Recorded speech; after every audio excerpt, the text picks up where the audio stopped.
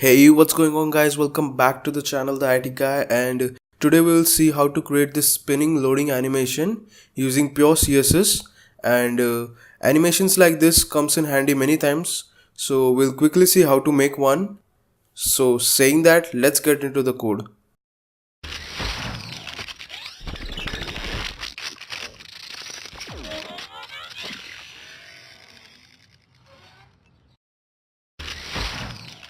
So we have a basic HTML skeleton structure ready.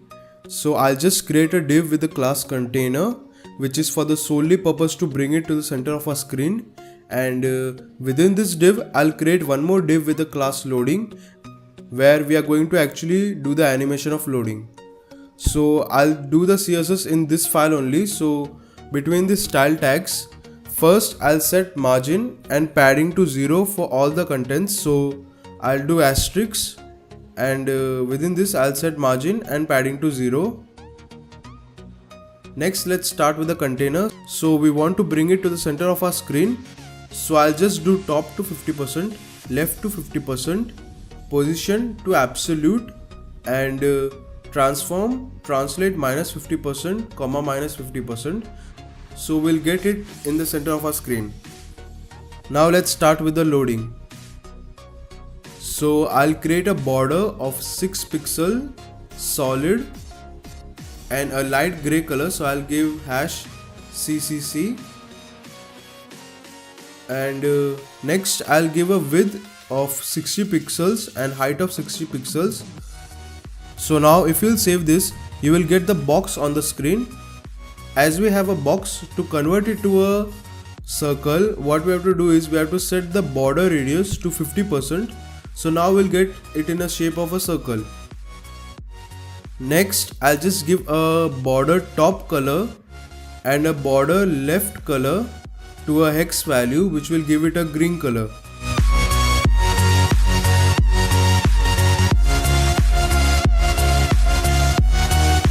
Now for the animation, we are going to use this animation property. So first is the animation name, so I'll give it a spin. Next is the animation duration, so I'll give off 1 second, and we'll give the animation iteration count to infinite so that it loops forever, and the animation timing function to is in out. So after doing this, we need to set keyframes for the animation.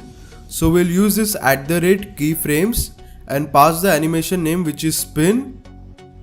So for the 0%, we will do this transform rotate 0 degree, and for the 100%, we will change the transform to rotate to 360 degree.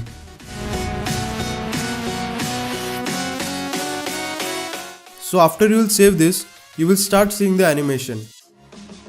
Now this is just a basic one, but you can play around with these things and change some properties depending upon how you want to show the animation for the loading. You can change the animation duration time depending on how fast you want to show the animation. Now if you want it same like I showed you in a preview, where there were a couple of rotations between the starting and the ending point, the changes that you have to make is in the 100% keyframe. So if you change the rotate to 720 degree, then it is going to rotate twice before it comes to an end. So it will look something like this. Now if you want to make the rotation 3 times, then you have to just multiply it by 3. So 360 multiplied by 3, it's 1080. So now it is going to take 3 rotations before it stops and then start again. So if you are doing something like this, just keep one thing in mind. You have to be in a multiple of 360 degrees, because let's say if I put any random value like 800, then you can see that it kinds of lags before it starts again for the rotation, so it doesn't look good. So if you want to go it smoothly, then you just want to keep it in the multiples of 3, and you can change the animation duration depending on how fast you want to do it. So this basically ends the tutorial, and it's quite easy and quite helpful also if you want some loading animation before showing some content. So I hope you enjoyed this video, and tell me if you are going to implement this in your any projects or not. So give a like if you enjoyed this video and comment what are your thoughts regarding this animation. So that's it for today and I'll see you next time. Bye bye.